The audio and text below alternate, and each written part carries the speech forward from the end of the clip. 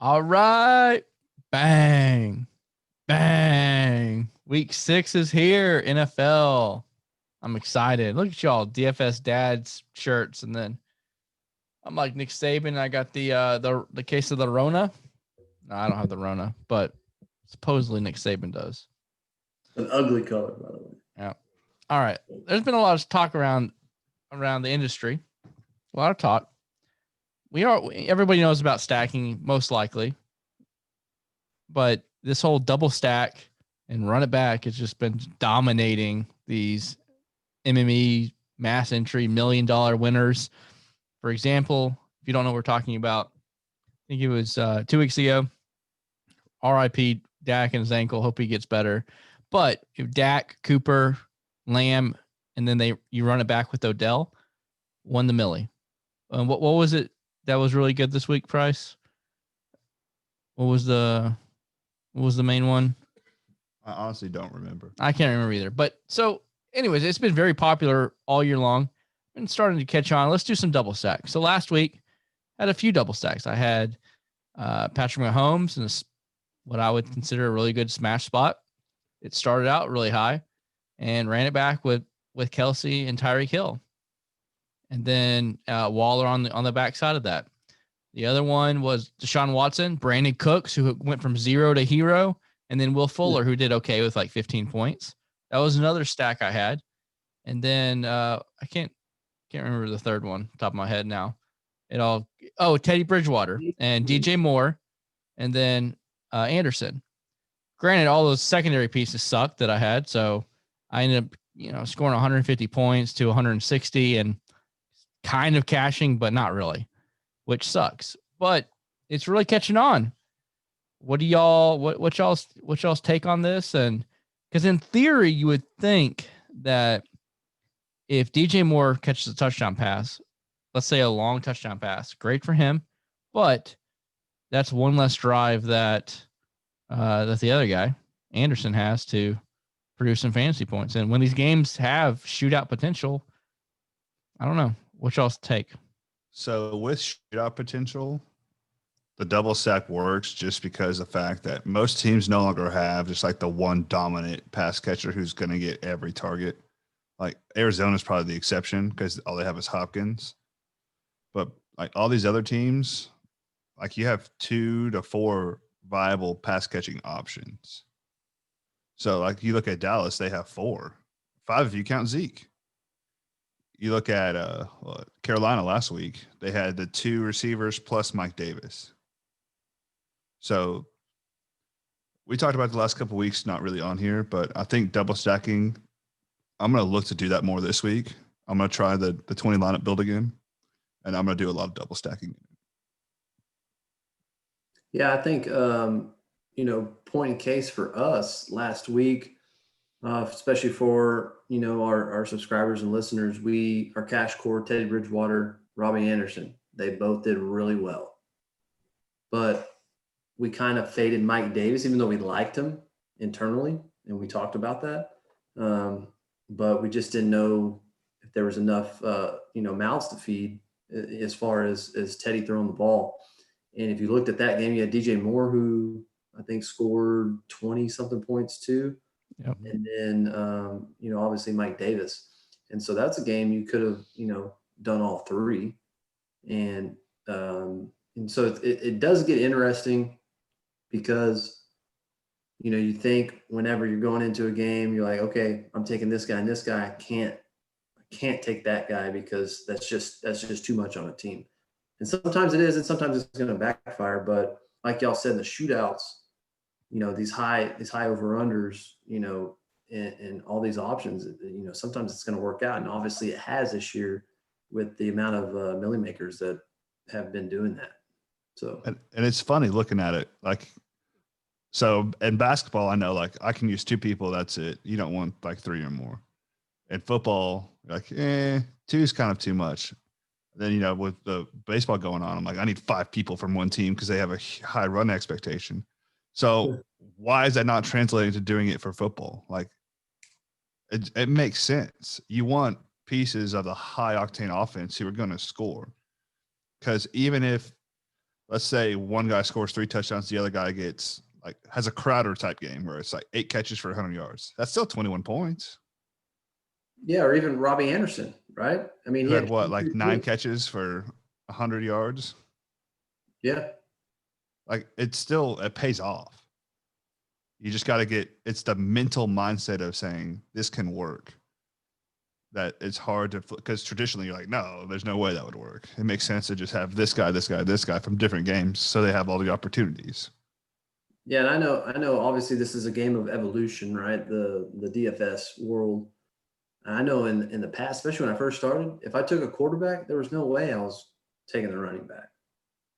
Because I'm like, well, if they give a rush touchdown, then that screws my quarterback. And you can't always think like that, especially in today's game, especially all the pass catching that the running backs do now too. So, definitely ever evolving, and that we're part of that industry. So we have to evolve too, and that's kind of, we've seen the trends, so we need to kind of jump on it. Adapt or die.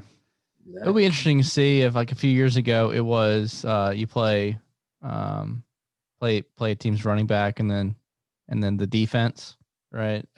Yeah. That died off big time from a few years ago. It'll be interesting to see if this holds up. Is it a one-off year because with COVID, defense has really been at the worst probably ever. So there's been more points flying around everywhere. So who knows, right? Who knows? But and I think part of it with the rules. You look at how defensive play has had to evolve with not being able to touch them, the helmet to helmet contact, all that stuff. And I think it just lends to more points and more high scoring affairs. And so we kind of see the game changing as far as that goes, which obviously is going to change the DFS side of it too. Yeah. And also I think it can change my thinking this year, and really in past years, I've always in the flex had a running back. Yeah. Always. And even people are like, a cash game, put a running back there, especially because you understand the volume they're getting. But at the same time, it just feels like every time I do that, I get screwed. Prime example, Clyde Edwards-Helaire, I thought was in a great spot, but Kelsey in the tight end spot and all these other receivers are outscoring them. And it's insane to me. But that's something where you can look at, someone like CeeDee Lamb can outscore James Robinson that we think was in a good spot last week. So let's move on though to week 6, but I don't think we were just looking back for no reason. I think that was a good conversation there to have, and let you know where we're thinking as well. But this week, a couple weeks ago, there was a bunch of running backs with great value. There's some receivers with great value, some really good. Yeah, quarterbacks, great value. Those value plays are just not as obvious. So in a way, I'm kind of excited because that's where you can really dig in. And like a couple weeks ago, or the last few weeks, like when you have Dallas and Seattle, you try to be contrarian, but you're just an idiot if you fade that game, right? Like it's a thoughtless process. There's gonna be people overthink it and they don't play that game and they lose money that week. So this week, I think is a little bit different. I think there's only the highest total is 55, and then there's not nearly as many games with as high totals this week. So it'll be interesting to see how in our conversation, who are we wanting to stack? What are our top few stacks? And let's jump in. We'll jump in at the quarterback spot. Before we do though, Dustin, let's get a little sales pitch, right? What do they need to do? Go check us out, dfsdads.com. You can find our website there, get some information about what we do and how we do it. And then obviously our social media. We give out free picks, the DFS Dads on Facebook and Twitter. And, we've started this trend of giving out a free wide receiver pick, free quarterback, and free running back. And we've done really well on it. Last week, our wide receiver was Robbie Anderson, went almost 4x. Our quarterback was Teddy. We stacked that, who threw for 300 and 2 touchdowns, and I forget what times value he had. So a lot of great free content, but check us out. We have a Slack where you can ask us questions. It's us 3 on there along with all of our other subscribers, so we get more personal. It's kind of like a family type atmosphere. Very laid back. Give us questions. We'll give you some answers. So for sure, check us out. DFSdads.com. Bang, bang. I like it. Let's get to the quarterbacks. Speaking of getting figured out, I think I'm going to jump on board with you about Lamar Jackson, because he didn't really do anything last week either. No.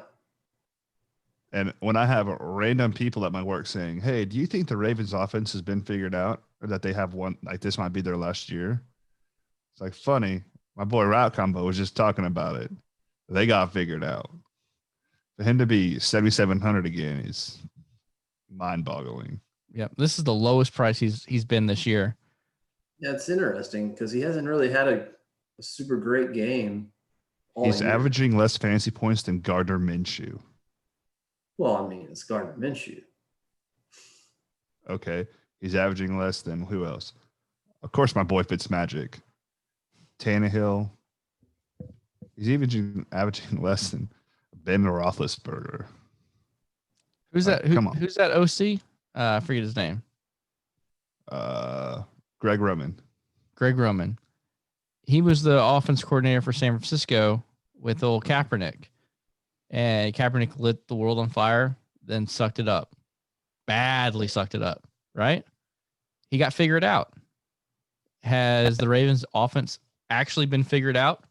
And Lamar isn't this incredible talent. Like he goes to the All-Star game and he can't even hit a pass, right? I mean, I think he's an incredible talent. There's no doubting that. Is he an elite passer? No. And that's always been the knock. And it's always too early to tell. People were eating crow basically for saying they want him to transition to receiver, this and that, which obviously he's excelled, and they've done really well. But the NFL is a very strategic game, and maybe he has been figured out, and so time will tell ultimately. But there's no doubting the accuracy type issues. I mean, it's proven. It's kind of on paper. I mean, obviously their offense is kind of more built towards misdirection and kind of hitting over the top and that kind of thing, or short type passes. So it'll be interesting to see throughout the rest of the year exactly how it pans out. But yeah, we might be onto something with the offense being figured out. But their defense is still pretty good, so that helps. Yeah. Do y'all like anyone 6,500 or up at all this week? But as far as quarterback? Yeah. They don't really have good matchups. I don't think Cam is playing, is he? Yeah, he came back to practice today. Okay. Yeah, I mean, it's really 6,500 and up. I mean, Aaron Rodgers has been on another planet this year. I mean, the dude, and we called it. We all said, I wrote it up in week 1 deep dive when I put Devontae as our top receiver. I said, this guy, he's got that ego to him, where when the Packers drafted a quarterback, you just knew, because he's got all the tools. He's a phenomenal quarterback, and so you knew he's going to light it up, and he's done that and some with no name guys. You know what I mean? I mean, Devontae obviously, but he got hurt, and he's still been doing it. Tanyan. Yeah, Tanyan, right? We were just a week early on that bastard because he's on a hand ever since. But, Aaron Rodgers is really the only one. Obviously, Watson maybe, but at 7,000, kind of worries me a little bit, especially with Tennessee kind of ball control, running with King Henry a lot. I just don't know how many opportunities they're going to get. But, yeah, I mean, as far as I'm looking below that for the most part. Yeah, I agree. I think just to go back to Lamar, because we're talking about the top end of this quarterback. 7,700 is the cheapest he's been, and with that said, there's no issue with playing him this week. Pair him up with Hollywood, or I don't fault you for doing that. I'm not going to go that route. It's not about the talent of Lamar. I think that offense coordinator gets figured out, and once he gets figured out, it's been a downhill road from him for the 49ers, and it's not looking good this year. I feel like Lamar, didn't he have a knee injury to begin the year as well? I believe it was his knee. Yeah. He was a little banged up. So I'm going to go the route of making Lamar beat me, but I understand actually as a tournament play, he's never been cheaper, and he has probably the highest ceiling of anybody on this. Probably wouldn't stack them though. Yeah. Like people like Lamar and Cam, I think, or you run them naked. You don't want to pair them up because he'll throw to Boyle for a touchdown, Boykin, the fullback. So someone like him and Cam, who are mobile and score a lot on the ground too, I think would be perfect. Run them naked with no other pieces from the team. But I think Brown. I think you could pair him with Brown. I think we've been talking a lot about double stacks. I'm not double stacking Lamar, at all. But I understand the tight end or Hollywood in a tournament setting. But in a cash setting, I would play him naked for sure. Because if you have to double stack, that means it's pretty much Andrews and Brown. Yeah. And they're both 6,500. Yeah, you can't do that. So you're using basically 40% of your salary on 3 people for the. It was a few weeks ago. I went naked with Josh Allen, and it paid off because I think he threw 4 touchdowns to 4 different people, and then he ran one in. Kind of that type of mobility you were talking about, and they just throw it to whoever the hell's open. So, speaking of mobile quarterbacks, the guy I did my video on today, I think he's a lock for me this week. I love Fitzmagic. I know. He's Ryan freaking Fitzpatrick. He's been around for 20 years. Man, he can still run. He can move. He's hitting fucking Williams downfield, hitting Parker. Isn't that crazy? Gesicki. That's awesome. How much? They draft Tua, and he's like, no, it's my job. Yeah. I just think it's crazy how sneaky of a runner he is. Yeah. I mean, he literally led the team in rushing last year. Yeah. I know. It's crazy. It's magic. He's got that willpower to him, and I guess nobody respects the run from him, and he just is able to do it. Here's a fun Fitzmagic stat for y'all. So he ranks 7th or better across the board in quarterbacks on rushing attempts, yards, and touchdowns. He's a runner. Lamar who? And on this slate, for fantasy points per drop back, he is 4th. All right, we're giving away too many good deep dive stats here. Too many free boys.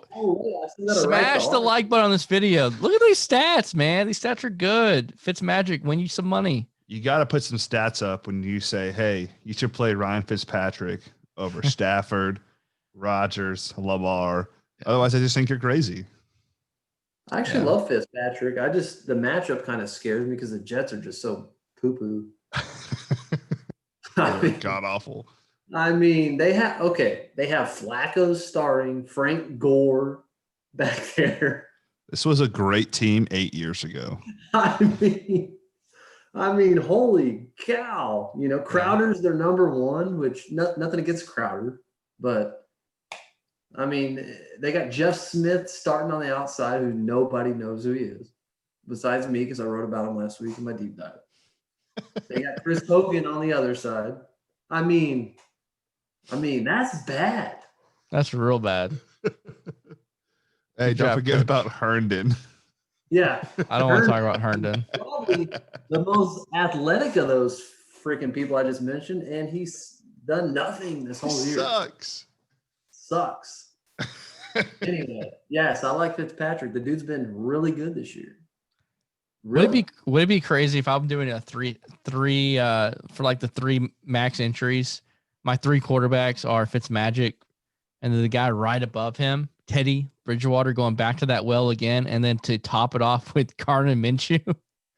I don't like Teddy this week. I mean, Chicago's locked down a lot of quarterbacks so far this year. They don't allow a lot of. I mean, it's a great GPP play because I don't think anybody's going to take them, but they have the weapons to do it. It's just for me, it's a little bit risky. That offense coordinator is a beast. Really? Yes. Actually, I see that. I love Stafford this week. I'll tell you what, man. You might be right about Cousins, and you know where all the targets are going, so it's a pretty easy stack. Yeah. I mean, think about running Cousins, Steele, and Jefferson, and then come back with a super low owned Julio because he has a one hammy that works. I tell you what, Julio. I don't know about Dustin, but I'm about sick of Julio burning us. Him and Deontay can go nurse their injuries together. Yeah, we were joking before this call. If you haven't paid attention, Dustin has been picking a lot of receivers that get hurt somehow. Concussions to not a lot, just Dub one Toad. guy. It's the same guy over and over. Yeah. So Dustin's wide receiver lineup this week is going to be D Johnson from Pittsburgh, Julio, and Chark apparently, and DJ Shark. Yeah. Who else got hurt? Who else got hurt that you played that you got me to play? It was Deontay, and it's frustrating. And I know some of you listening obviously feel the frustration because you probably lost money because he goes out somehow, gets hurt. Yeah, I mean, the guy freaking punt return. His backup scored 4 touchdowns. You know what I mean? I mean that's what's sickening. Isn't that sickening? Vomit on yourself when you're watching the game. You're like, oh my, just put your helmet on and gimp your way out there somehow. Yeah. Or what's worse is when you put decent money into early slate with James Conner and Claypool gets 3 fucking touchdowns inside the 5. Give it to your running back. At least once. It didn't even 2 times they didn't even run the ball once. Yeah. They knew you picked Conner. Oh. But real question. Y'all were on him last week. He's not going to be owned at all this week. What do you think about Joe Burrow? He's 5,400.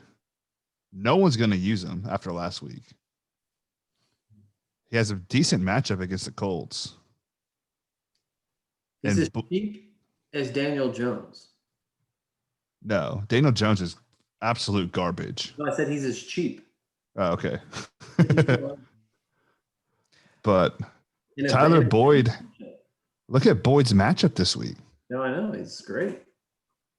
He's going to destroy Kenny Moore.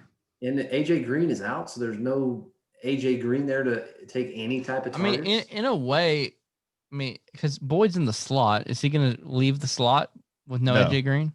No, what I'm saying though. I'm saying that with no AJ Green, because with that type of name and persona, I mean, look at the first couple of weeks. He got like 25 targets or something in the first 2 weeks, and it's obviously come way down from that. But when he's not out there, there's no, it's Boyd or Higgins, And so there's the share of the targets is kind of what I'm getting at. And that could be a great Burrow, Boyd, Higgins, run it back with Jonathan Taylor. Yeah. Just floating ideas out there tonight. I mean, what did the Giants draft? What, 4th overall this year? Took that tackle. Yeah. Okay. Then the Redskins had 2nd overall pick Chase Young. I'm just saying, Tua was there for both those guys. And now he's stuck behind Fitzmagic. He'll never see I the know field. he'll never going to see the field. But once again, like I hate to harp on how dumb these GMs are, but just because you take a quarterback, unless he's actually turning out to be a really good quarterback, I think you need to still take quarterback at top if you feel like you have someone of that caliber. There's so many intangibles with the team that, I mean, look at the Jets, right? They're atrocious. Is it Sam Darnold's fault? I mean, is he a good quarterback? Is he a bad quarterback? We don't know because they just are terrible. Yeah. Look at the Redskins. I just can't believe Justin Herbert has done what he's done after watching him at Oregon. He's not on the slate, Chris. I don't care. I am baffled. There's few times I'm shocked, and I was all in on Herbert. It's just a complete bust. I can't believe anybody's going to draft him. Literally at Oregon, maybe it's just horrible coaching or whatever it is, but he looked lost. Say the same thing about Patrick Mahomes because he played at Tech. I don't know. That's true. I think it was more his offense that he was a part of more than. That's the same thing with Oregon. No, Oregon. Like when you looked at Herbert, he looked lost on the big stage. Every big game he played was awful. You know what is fantastic for him is to play his rookie year this season where there's no fans in the stands to mess with them. Yeah. But anyways, let's get off quarterback. I just when I think about Daniel Jones and like how I spent that amount of money on him in GPPs, thinking,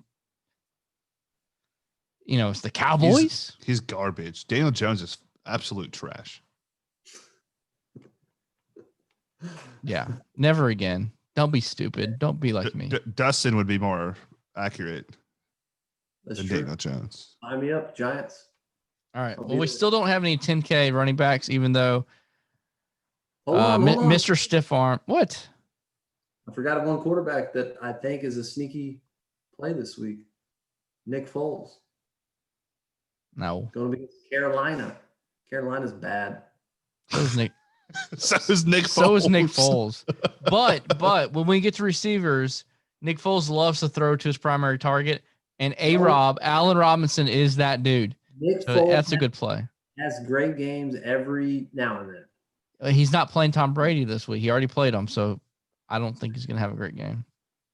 We'll see. I didn't say he was going to. I just said it's him. He's 5,800. He's probably going to get hurt now that. So he's basically the same price as Fitzmagic. Pass. Hard pass. He would have to be like 4K for that pick to have to take place. All right, whatever. Let's move on. Yeah, bad take. Anyways. All right, Price. What would Foles have to be for you to actually consider him as a GPP play? I would say literally 4K.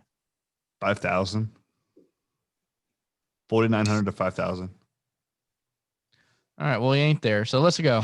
Let's go to running backs. He throws for 3 touchdowns next week. We still don't have. There's like the remember this tweet or whatever it is. Yeah. Remember that take. Cold takes exposed. Yeah. That would be Dustin. Cold take. Foles throws 3 interceptions, gets benched for whoever's the backup is because it's not Trubisky anymore. Trubisky comes back in. All right. Win someone $1 million, and Chris said, "I fucking knew it." Can we pause for a second?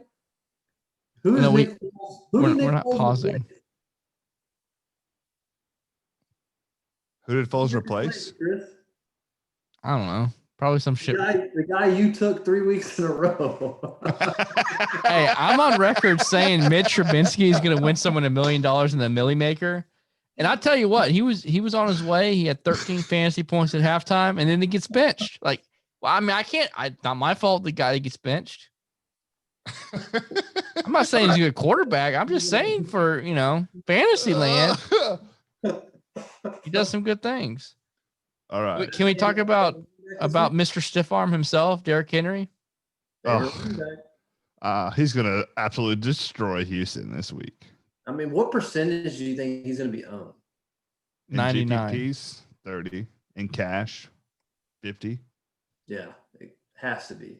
So Price, you're probably a little bit more contrarian than me. I don't mind playing chalk. I don't mind it. Are you gonna play Henry? So my take on that this week, with me attacking the Jets and Dolphins game, is I can afford to take a chalky Henry. Because if you have a super low owned Fitzpatrick, Parker, Gesicki, and Crowder, you can afford to have a 30% on Henry.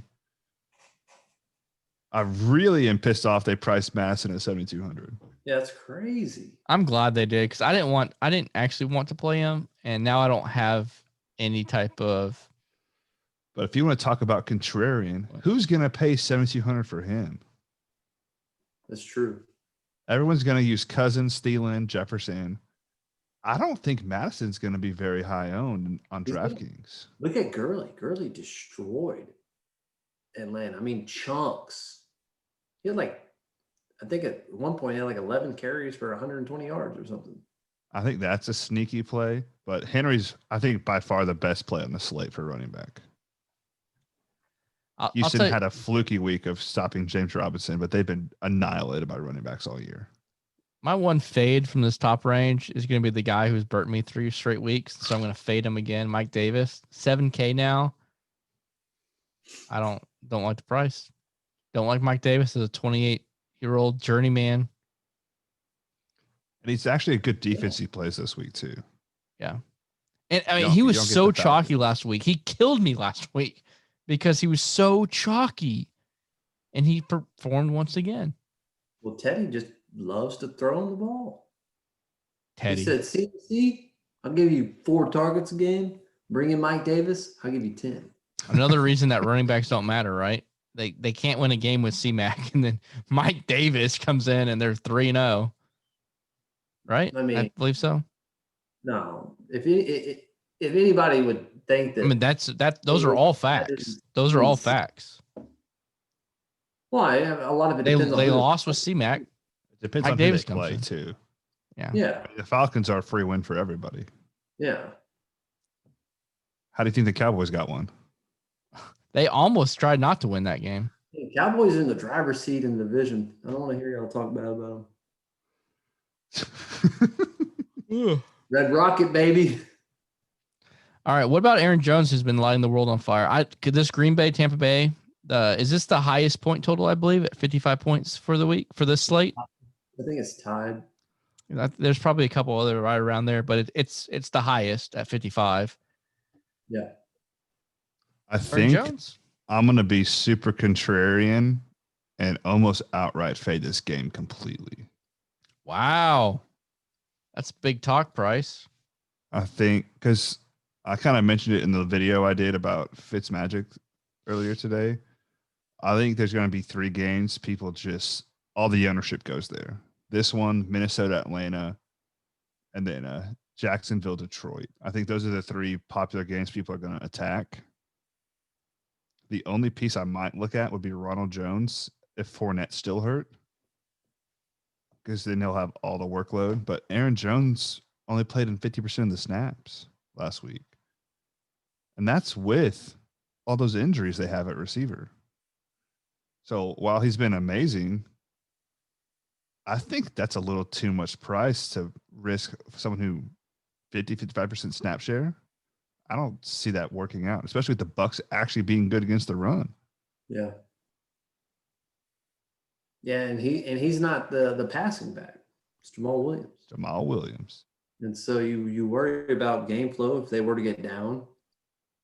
Where does he stand? And then if they are up, I mean, the Bucs, like you said, have a good front 7. So yeah, I'm not into Jones this week, especially when he's higher than King Henry. If I'm going to play one of those, I'm definitely going with a guy going up against Houston, who,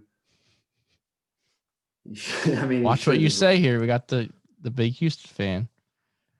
I know, but he's a realist. It's like the Cowboy. It's like me thinking the Cowboys. As he takes a sip of his Houston Texans. It's actually empty. I just wanted to show that. Yeah. It's like me thinking the Cowboys are going to stop anybody this year. I mean, it's not going to stop Daniel Jones. Not really. What about I think someone else's high, the lowest high guy here at 6,900, Kareem Hunt, who took over for Chubb. What'd you think about him last week? He only scored, I say only 18 points. So he didn't like exceed his value that much, but he hit value. Indy has a good run defense. I mean, their defense overall is really good. So I don't take anything away from it. He's obviously coming off a groin injury. And so maybe he wasn't completely full speed, but he did enough. I mean, he paid off for his value. And I think he's a good pick this week if you want to take him, because he's going to get all the work. And we know how great he is in the catching out of the backfield. I mean, he only got three catches last week, which is kind of weird, but yeah, one of them was a touchdown. That was a good catch in the end zone. One of them was a touchdown. And so to me, if I'm Cleveland offensive coordinator, right, I'm going to get the guy the ball in his hands, whether it's a run or a pass. Him and OBJ are going to be my focus. And so Pittsburgh is pretty good on the front. They're very good pass rush. So, maybe swinging them out, getting them some quick passes, to slow that pressure down. So I like Kareem Hunt this week. I have no obligations to taking him. I think it will pay off for his price. I disagree. I think as much as you don't like Pittsburgh's secondary, their front seven is fucking nasty. And he got lucky. That was a lucky touchdown catch. I don't know if y'all saw it. I saw it. But he had no business scoring. And that would have put him at 11 fantasy point? No, like 10. And so if he is going to come run 20 times for 70 yards against Pittsburgh and not get the lucky touchdown pass, he's not going to pay off. Well, I think they get it though, so it's not. I'm just saying, I don't see him paying off 6,900. Him and Aaron Jones are kind of the same for me right now. They're too expensive for what I want to use, especially him going against a good defense. All right, so then you must like someone from the 6,000 to 6,600 range, then, right? A couple guys. All right, talk to us. So in the 6,000 range, Jonathan Taylor, just because of the matchup, since he has not done well on the ground. I really wanted to use Miles Sanders, but Baltimore's good, and he had the fluke touchdown run last week, or he finished Dustin, like 15 yards on his other like 10, 12 carries. Yep. Yeah. And they're playing another pretty good defense. But Ronald Jones at 6K would be a guy like I said, if Fournette's not going to be active because of his ankle, I mean, Vaughn, died on the field last week. So you got him who's going to get the majority of the carries and then also operate in the passing game.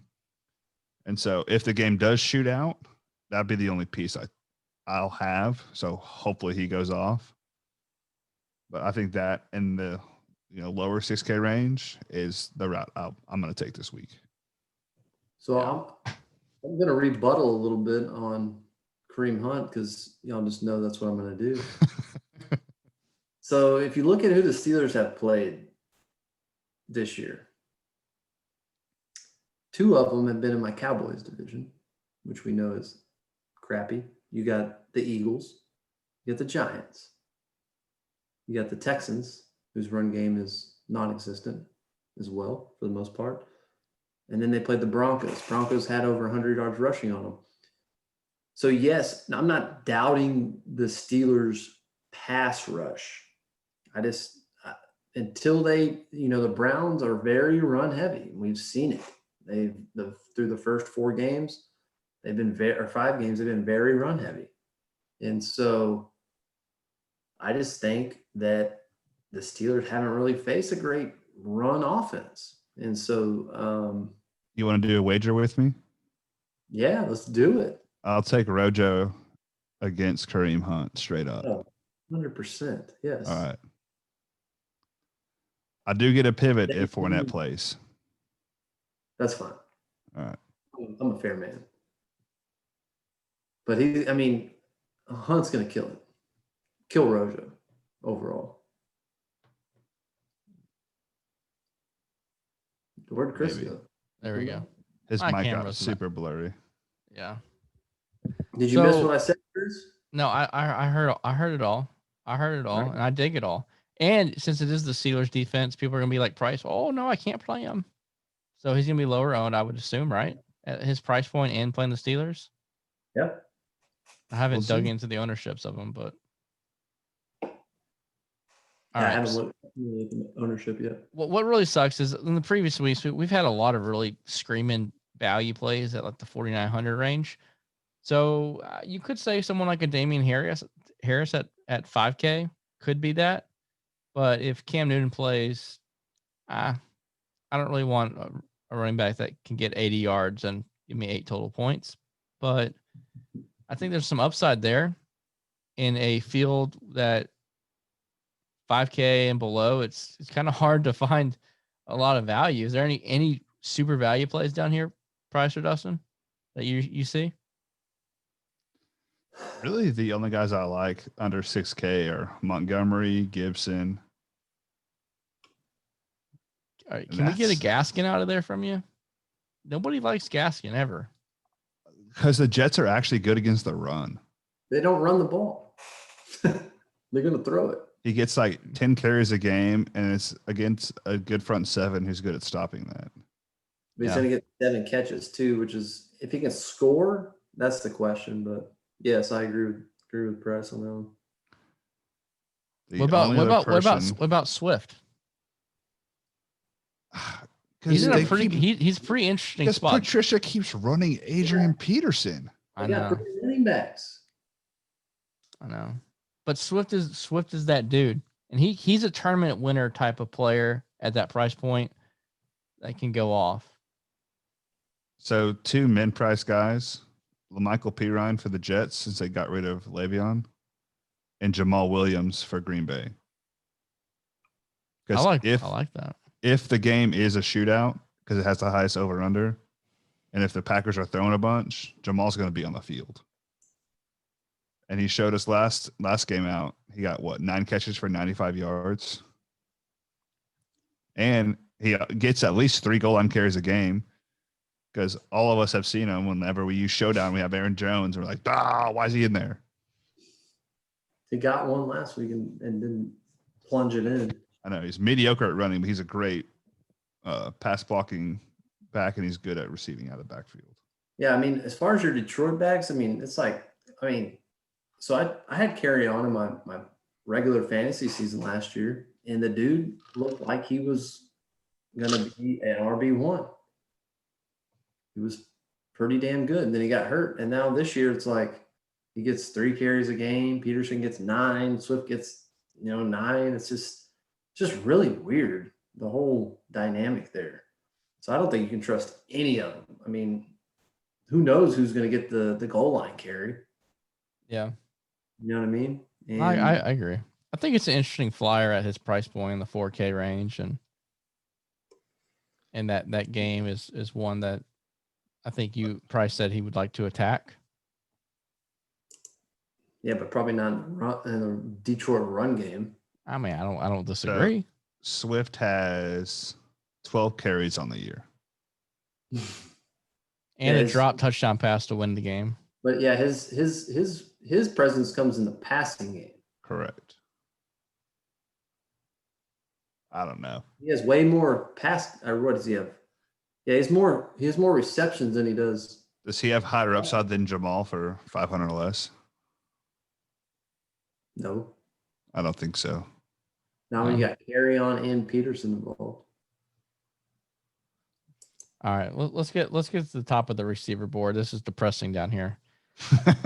You have Adams and Ridley. I'm going to fade both of them because Thielen and Allen Robinson are the clear-cut number ones by far. Adams is as well, but I love Allen Robinson. Nick Foles is the quarterback who looks at his first read and just smashes targets to that guy. So Allen Robinson is going to get a ton of targets this week, just like every other week.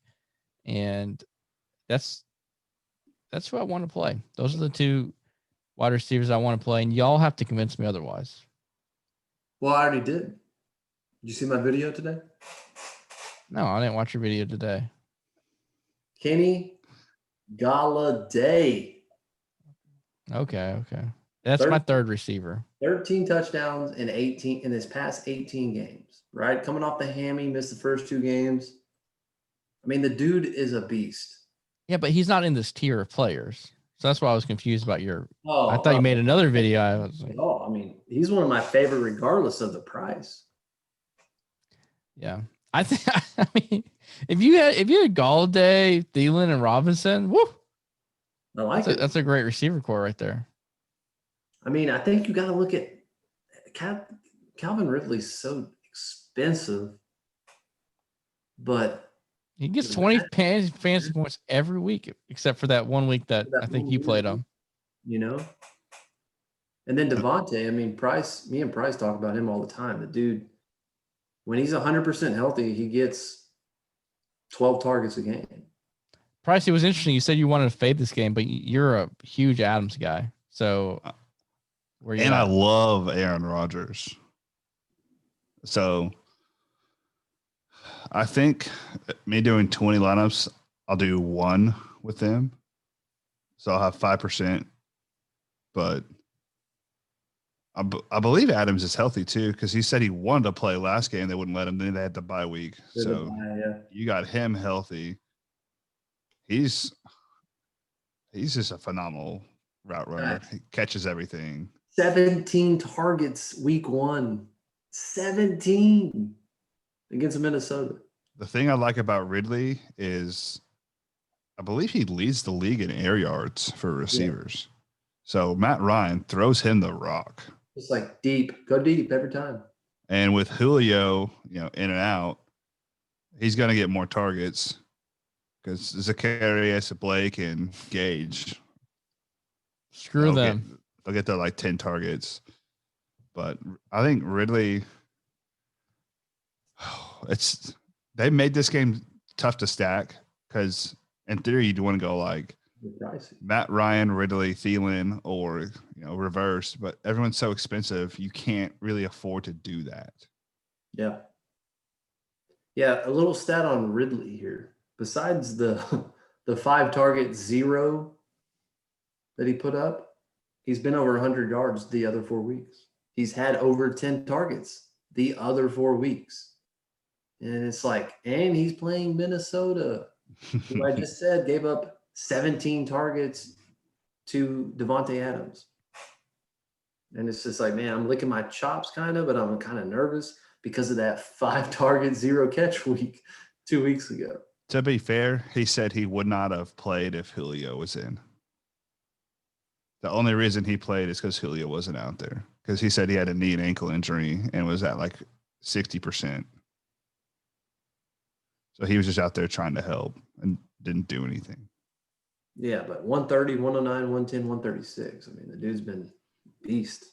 The only problem is with how expensive these guys are, there's not much value down low, especially in running back, which is where if you're going to go expensive receiver, you got to go cheap running back, and there's really not anything there. Yeah, and that's where Price's value at Fitzmagic at quarterback.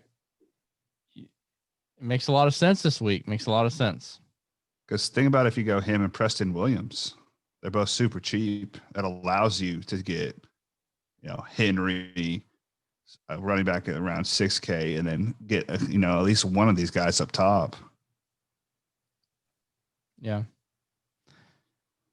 Speaking of some tough sledding down there.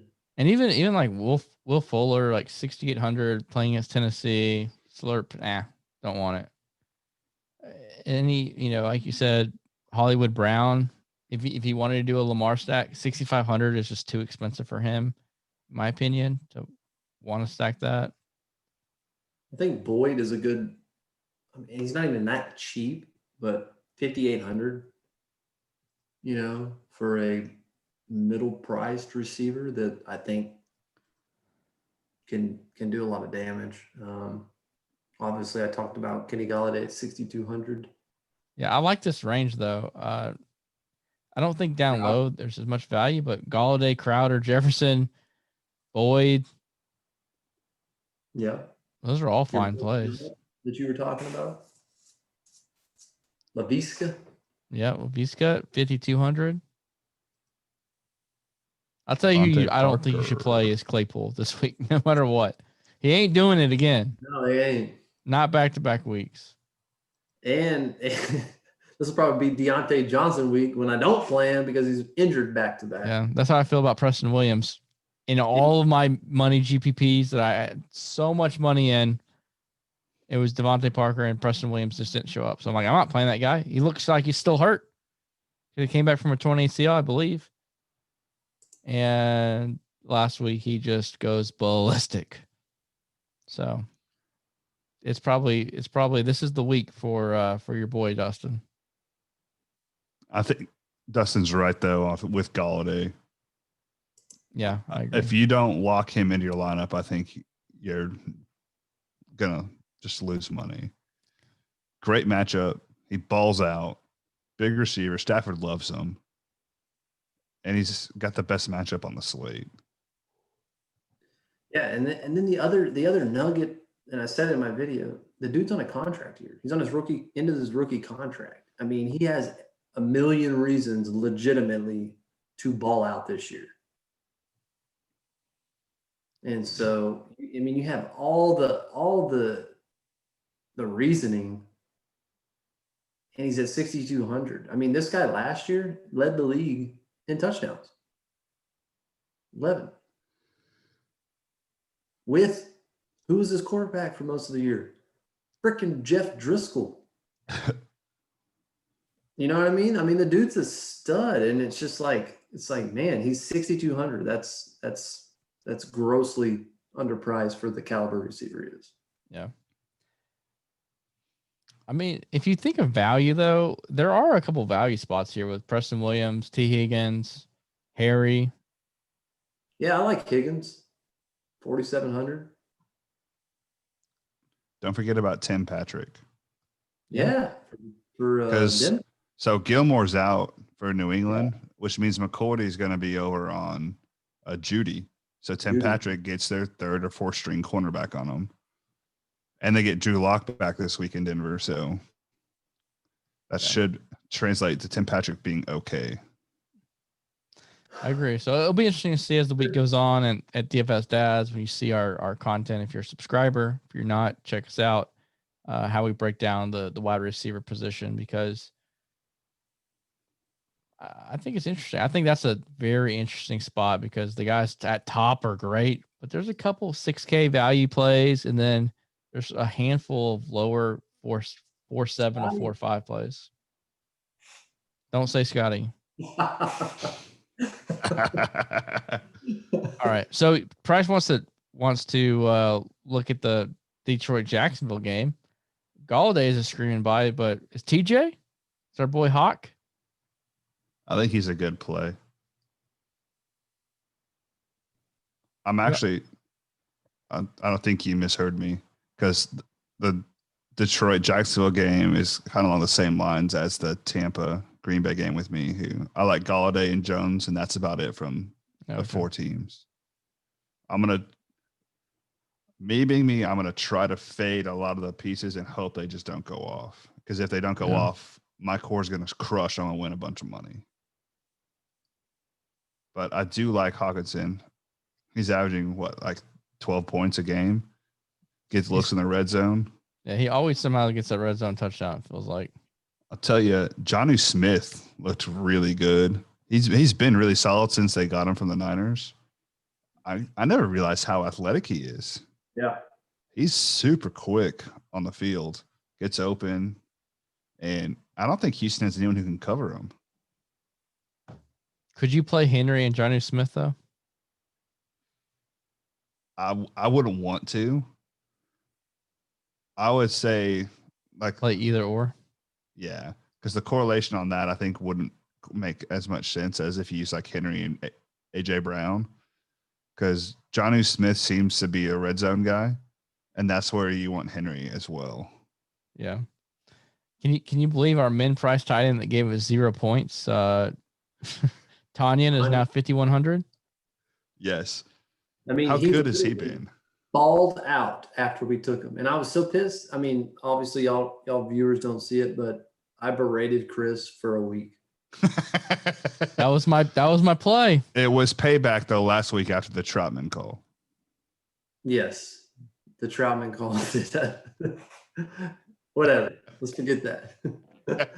Yeah, I mean, the dude has been a touchdown machine since his 0-point effort as Such bullshit. I'm actually getting mad again. I'm thinking about it of how screwed that we were on that. Oh well. Yeah, you were unlucky. Yeah. Talk about unlucky. I didn't realize he played wide receiver in college. So he's athletic.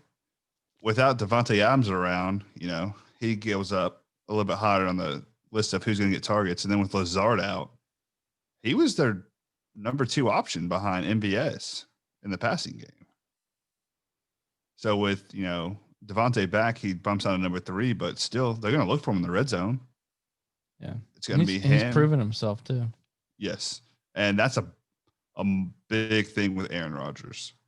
He's very adamant of if you don't play well, he's not going to throw you the ball. Yeah. Like they have their receiver, like Emmanuel Saint something, who they drafted higher than MVS, and he pissed off Rodgers, and now the dude does not get any PT. One tight end that I'm interested in this week with OJ Howard being out. I know you want to fade that game, but Gronk, I know he's had a little injury issues, but he had 6 targets last week, and it looked like Tom Brady started to look at him a little bit more than just a blocking tight end. Do we get a Gronk spike this week? No. But I'm also I don't think it's a good matchup for Gronk either. In all reality, tight end's always really tough. But I'm probably either going to look at Gesicki stacking with Fitzmagic, Evan Ingram against the Washington, who's not good against tight ends. And if Mo Alley Cox is out, I'm probably going to use Trey Burton. He's 3,100. He's getting 6 targets a game. You stole him from me. I told you he was in my lineup. I wasn't paying attention to you. I like the Trey Burton pick. It's better than Logan Thomas. I keep playing it at so cheap. Hey, they're on Alex Smith now though, and he loves tight ends. Yeah. Logan Thomas still only had one fantasy point last week. I looked him up because I was curious. Because I play him almost every week, so I had to look him up. Didn't play him last week, luckily. I think Gronk it didn't matter. Is intriguing, Chris. I think he's there we go. PFF has him pretty big advantage against the linebacker there for Green Bay, but it's just a matter of he's a good price. It's a good price. I mean, he's getting some targets. Obviously, the first week, you were a little concerned, but he's kind of picked it up. So, especially with OJ Howard out, it's kind of be interesting to see, especially if they're in the come from behind type mode, to see if Godwin's fully healthy too, because Evans has been banged up, Godwin's been banged up. Brady don't throw to Scotty Miller anymore, so he's got to throw to somebody. Might be Gronk this week. I do like Jonnu Smith. Another positive matchup this week. Like Bryce said, super athletic. It's just kind of, if you're all in on Henry, how do you get all in on him type of deal. But yeah, the tight ends are hard. I mean, look at Zach Ertz. That dude's been trash. Garbage. He's about to get cut. I have him on my fantasy team, and he's been just absolute. I have Gesicki. I'm about to swap him out. Your fantasy team sucks, though. You got Christian McCaffrey that's hurt. You're 1-4 because of injuries and unlucky. I have a better record than you. Do you? And Price's team is actually bad. You actually have a great team. Mine is trash. I have Le'Veon Bell, who's not on team. Eckler on IR. Julia, who can't play. I'm using Myles Gaskin. Hey, good play. Hey, Josh Allen, Diggs, Sanders, CMC. I mean, my team's loaded, bro. Yeah, Emmanuel Sanders has been great. And he actually had a good game last week. I said Miles Sanders, but I do have Emmanuel. You probably have Emmanuel too. I do.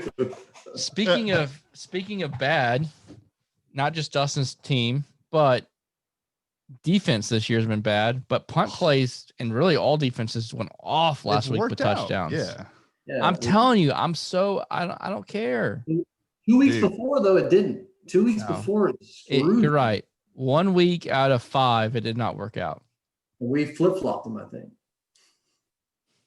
I love punting to the Bengals defense this week. Bang, bang. Yes. 2,100. Talk to me. The Colts line is banged up, and the only thing good on Cincy's defense is their D line. Carlos Dunlap will get back there and murder immobile Phillip Rivers. That's my favorite cheap play. Besides them, I really want to use the Washington defense because Daniel Jones is garbage. And I like the Giants because Washington's offense is garbage. You can play both of those defenses. It's going to be 3-6. I don't see a reason to pay up for defense this week. Yeah. I personally feel like when I start actually building lineups, it's going to be hard to pay up for defense because you don't have those everywhere values. Everywhere you have to. Not everywhere. Like quarterback, you can pay down, but running back and receiver, there's just so many great options, but they're expensive. So that's why I haven't built anything yet, but I'm looking at Trey Burton and the Bengals defense. It just gives you salary relief. And then you couple it with Fitzpatrick. So you have he's like less expensive than half the other quarterbacks. So lower in there, one of the cheapest tight ends and the cheapest defense. It actually gives you room to get people who you're like, okay, I feel good about playing this person. And you're not having to decide, hey, should I use DeAndre Swift or Jamal Williams? So you're not in that boat where you're like, God, this last spot sucks. What do I do? Yeah. Or should I play the Gage or the Zalatunis shittiness 0 points for the Falcons? When Trey Burton is getting, 6 targets a game the past couple of weeks at minimum price almost. So, there's, and then you look at some of the defenses. I mean, I think you get more value there than you do going like y'all said down to a Swift or Jamal Williams for sure. All right. Just for reference, Burton is averaging nearly the same amount of targets per game as Juju Smith-Schuster. So I'm just saying. Let's do a little rapid fire. Regardless of cost, who at each spot is going to put up the most fantasy points? Because at the end of the day, that's what you want, right? You don't need to have the most fantasy points at each spot to win a tournament, but you need to be in that 90th percentile, top 3 or 4 for each spot. So quarterback, Price, go first. Rapid fire, Price. Rapid fire. Kirk Cousins. No, I'm just kidding. Fuck, man. Come on. Quick. I'm going to say Cam Newton. What? He's going to score 3 rushing touchdowns. Aaron Rodgers. Chris.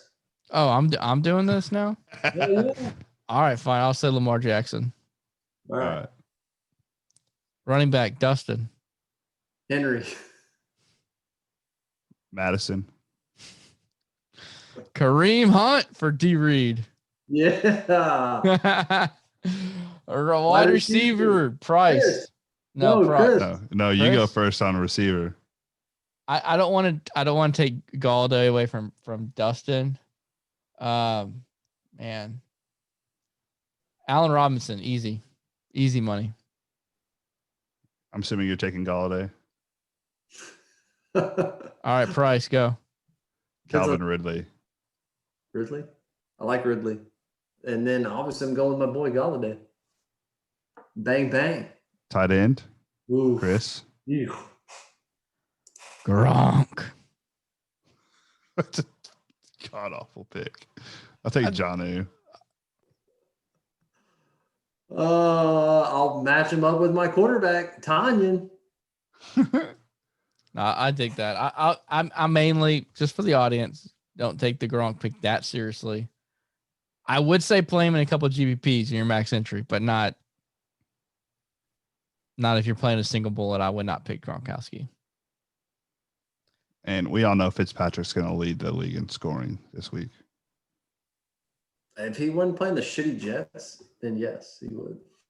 Now, if we could only fit all those players into our lineup with salary. No shit. With your Gronk, we might be able to. He's not that cheap. He's not like a Tanyan from a few weeks ago. I know, Tanya, 5,000. Jeez. Yeah.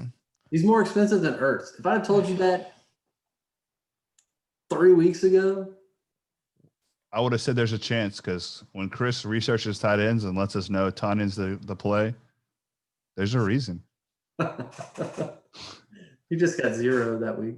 But, yeah. It's fucking bullshit. He got 0. It is. I don't. That's where process over results. I don't care. Even I don't know. And the dude who won 6 figures had Tanyan in his lineup. That week. And that's the thing we talk about too. Is you can't have that recency bias. It's kind of like Ridley. 5 targets, 0 catches. You can't just not take him the next week. He went off for 9 catches for 100-something yards. Yeah, that's where like last week. I was gonna have a Deshaun Watson stack, and because of how these double stacks, I was like, I have to stack him with Brandon Cooks. I felt like I had to, and I didn't want to push the button, but I did, and it worked, right? Yeah, especially considering I used Cooks 2 weeks ago. Yeah. When he got 0? He's averaging 22 points a game the last 2 weeks. He had 44 this week.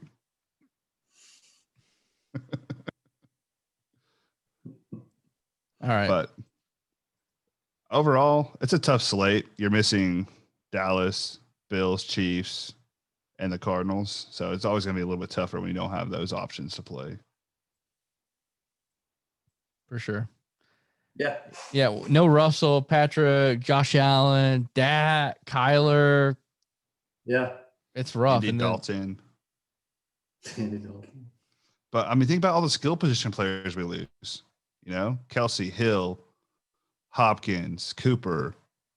Like there's Diggs. There's so many you don't get to play now. Yeah. DK, Lockett. But the one skill player that I'm glad I don't have to even think about is Clyde Edwards-Helaire. After what he did to my lineups last week. Actually, Kelsey did that to my lineup because he had a pick play that he actually did pick him. It's funny because we argued all week about J-Rob or Clyde Edwards-Helaire, and they both.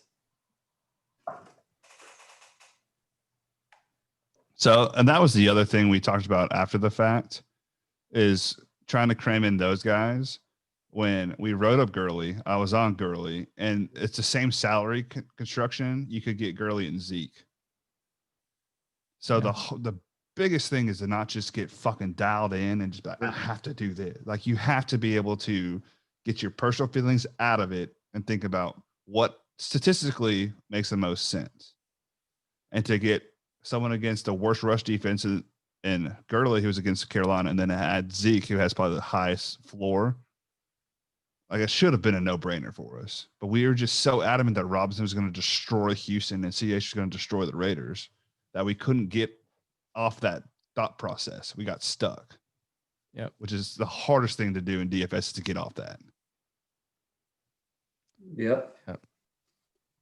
And right now, Price is stuck on Fitz Magic, but it's for a good reason this week once again.